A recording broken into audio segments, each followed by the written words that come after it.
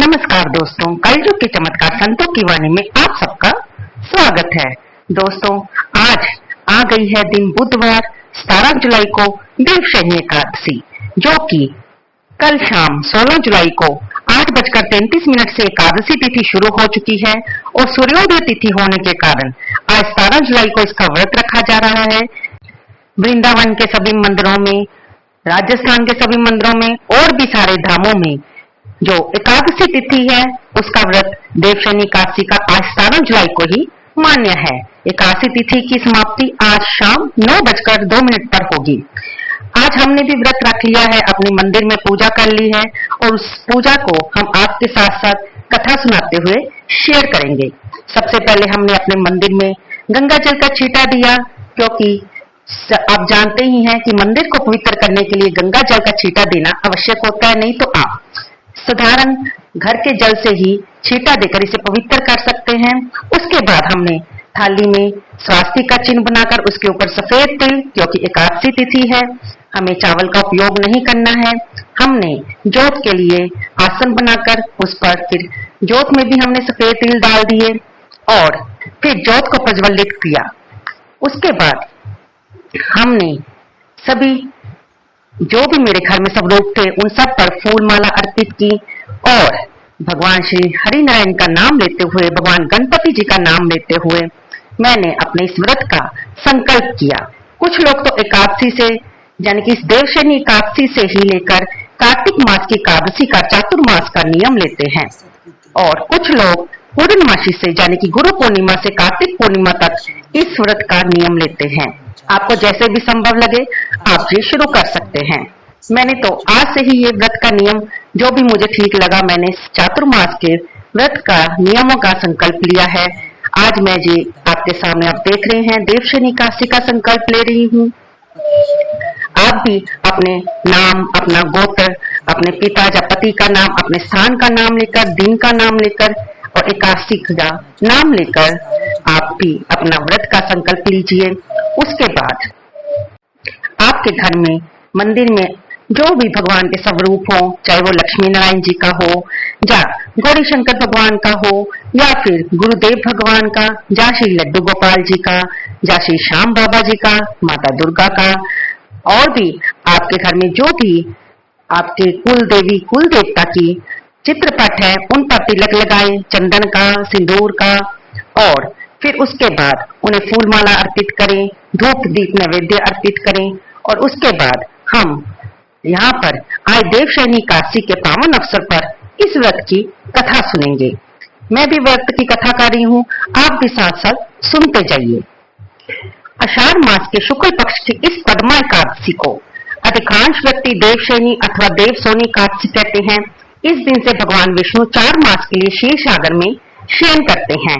इसी कारण इस एकादशी को हरिशयनी एकादशी कहते हैं। पुराणों में यह भी कहा गया है कि इस दिन से विष्णु भगवान 4 मास तक बलि के द्वार पर पाताल में रहते हैं और कार्तिक मास के शुक्ल पक्ष की एकादशी को अपने लोक में लौटते हैं।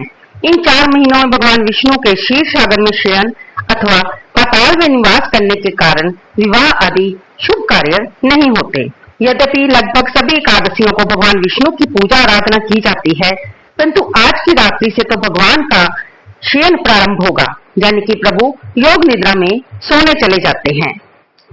भगवान विष्णु की प्रतिमा को आसन पर आसीन करके उनके हाथों में शंख, चक्र, गदा, पद्म सुशोभित कर उन्हें पीतांबर, पीले वस्त्रों, पीले दुपट्टे से सजाया जाता है। पंचामृत से स्नान कराकर तत्पश्चात भगवान की धूप, दीप, पुष्प इत्यादि से पूजा करके घी का दीपक जलाकर आरती उतारी जाती है। भगवान को तांबूल यानी कि पान और पुंगी फल यानी कि सुपारी अर्पित करने के बाद इस मंत्र से भगवान की स्तुति की जाती है। सुक्ते त्वये जगन्नाथ जपत सुक्तम भवेदिदम विबुद्धे तवे भू जगत सर्वम चराचरम। धर्मराज युधिष्ठिर ने श्री कृष्ण से पूछा, हे जनार्दन, आषाढ़ शुक्ला एकादशी का क्या नाम है, इस व्रत को करने की क्या विधि है और किस देवता का पूजन किया जाता है।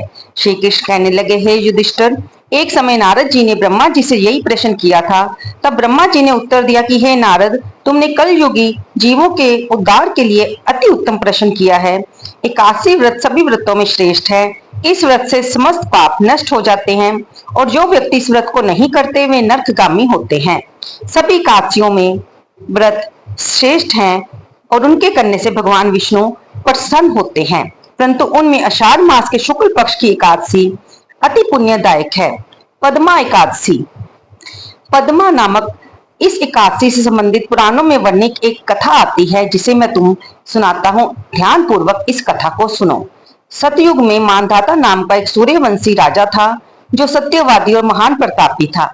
वह प्रजा का पुत्र की तरह पालन किया करता था। उसकी प्रजा धन धान्य से भरपूर और सुखी थी। उसके राज्य में कभी अकाल नहीं पड़ता था। एक समय उस राजा के राज्य में 3 वर्ष तक वर्षा नहीं हुई। अकाल पड़ गया। प्रजा अन्न की कमी के कारण अत्यंत कष्ट पाने लगी। अन्न के अभाव के कारण यज्ञ आदि भी बंद हो गए। एक दिन प्रजा राजा के पास जाकर कहने लगी, हे राजन, समस्त विश्व की सृष्टि का कारण वर्षा है। वर्षा के अभाव में ही अकाल पड़ा है और अकाल से प्रजा मर रही है। इसलिए कोई ऐसा उपाय कीजिए जिससे प्रजा को कष्ट दूर हो। राजा मानधाता ने कहा कि आप लोग ठीक कह रहे हैं, वर्षा से ही अन्न उत्पन्न होता है। आप लोग वर्षा ना होने से अत्यंत दुखी हैं। मैं आप लोगों के दुख को समझता हूँ। ऐसा कहकर राजा समस्या का हल ढूंढने के लिए कुछ सेना साथ लेकर वनों की तरफ चल दिया। वे अनेक ऋषियों के आश्रम में भ्रमण करता हुआ अंत में ब्रह्मा जी के पुत्र ऋषि अंगरा जी के आश्रम में आया। उन्हें प्रणाम किया। तब ऋषिवर ने उनकी कुशल क्षेम जानने के बाद उनके आने के कारण के बारे में पूछा। तब राजा ने हाथ जोड़कर बड़े विनीत स्वर में कहा, भगवान, सब प्रकार से धर्म का पालन करने पर भी मेरे राज्य में अकाल पड़ गया है। इससे प्रजा अत्यंत दुखी है। राजा के पापों से ही प्रजा को कष्ट मिलता है, ऐसा शास्त्रों में लिखा है। जब मैं धर्मानुसार राज्य करता हूँ तो मेरे राज्य में अकाल कैसे पड़ गया? मैं आपसे इसी संदेह का निवारण करने के लिए आया हूँ। कृपया मेरे इस संदेह का निवारण कीजिए। साथ ही प्रजा के कष्ट को दूर करने का कोई उपाय भी बतलाइए। राजा की ये बातें सुनकर महर्षि अंगिरा ने कहा, हे राजन, ये सतयुग सब युगों में उत्तम है। इसमें धर्म के चारों वर्ण उपस्थित हैं, अर्थात इस युग में धर्म की सबसे अधिक उन्नति है। लोग ब्रह्मा की उपासना करते हैं और ब्राह्मणों को ही केवल वेद पढ़ने तथा तप करने का अधिकार है। परंतु आपके राज्य में एक शूद्र तपस्या कर रहा है। इसी दोष के कारण आपके राज्य में वर्षा नहीं हो रही। इसलिए यदि आप प्रजा की भलाई चाहते हैं तो उस शूद्र का वध कर दीजिए। तब राजा ने कहा, महाराज, मैं उस निरपराध तपस्या करने वाले शूद्र को किस तरह मार सकता हूँ? कृपया करके अगर इसका कोई और उपाय हो तो मुझे बताइए। तब ऋषिवर कहने लगे, राजन, यदि तुम अन्य उपाय जानना चाहते हो तो सुनो। आषाढ़ मास के शुक्ल पक्ष की देवशयनी नाम की एकादशी का विधि पूर्वक व्रत करो। इस व्रत के प्रभाव से तुम्हारे राज्य में वर्षा होगी और प्रजा सुख पाएगी। इस एकादशी का व्रत इस सिद्धियों को देने वाला तथा उपद्रवों को शांत करने वाला है। अतः प्रजा, सेवकों, मंत्रियों से तुम इस व्रत को करो। मुनि के वचन सुनकर राजा अपने नगर वापस आ गया और विधि पूर्वक पद्मा एकादशी का व्रत किया। उस व्रत के प्रभाव से वर्षा हुई, प्रजा को सुख पहुंचा। इसलिए इस हरिशयनी एकादशी का व्रत यथाशक्ति सभी मनुष्यों को करना चाहिए, क्योंकि ये व्रत इस लोक में भोग और परलोक में मुक्ति देने वाला है। इस कथा के पढ़ने व सुनने मात्र से ही मनुष्य के समस्त पाप नष्ट हो जाते हैं। बोल श्री लक्ष्मी नारायण भगवान की जय, सद्गुरुदेव भगवान की जय। तो दोस्तों, ये हमने भगवान श्री हरि नारायण की कथा सुनी और इस एकादशी से संबंधित आप जानते ही हैं कि हम जब भी कोई व्रत रखते हैं तो उसकी कथा को पढ़ना या सुनना अवश्य चाहिए, तभी उस व्रत का संपूर्ण फल मिलता है। अब हम इस व्रत की कथा सुनने के बाद भगवान की आरती करेंगे और फिर उनको भोग अर्पित करेंगे। आप आज के दिन जो भी मौसमी फल है उसका भोग भगवान को अर्पित कर सकते हैं। दूध का भोग अर्पित कर सकते हैं, दूध से बनी मिठाई का भोग अर्पित कर सकते हैं, लेकिन याद रखिए उसमें तुलसी दल अवश्य डाल लीजिए। आपको तुलसी आज के दिन यानी कि एकादशी और द्वादशी वाले दिन बिल्कुल नहीं तोड़नी है, ना ही उसमें जल देना है।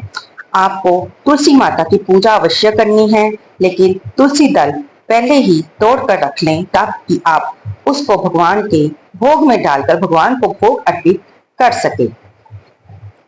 आप ओम जय जगदीश हरे की आरती कर सकते हैं और अगर आपको एकादशी मैया की आरती आती है तो आप उसे भी कर सकते हैं, जो कि हमने अपनी पहली वीडियो में अपलोड की हुई है।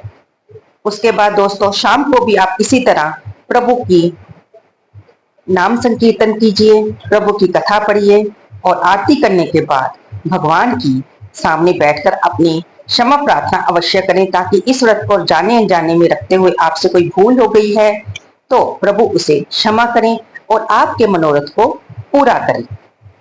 शाम को तुलसी माता के आगे घी का दीपक जलाकर यथाशक्ति उनकी 5, 7, 11 परिक्रमा लें। अगर हो सके तो आप 108 बार भी परिक्रमा ले सकते हैं।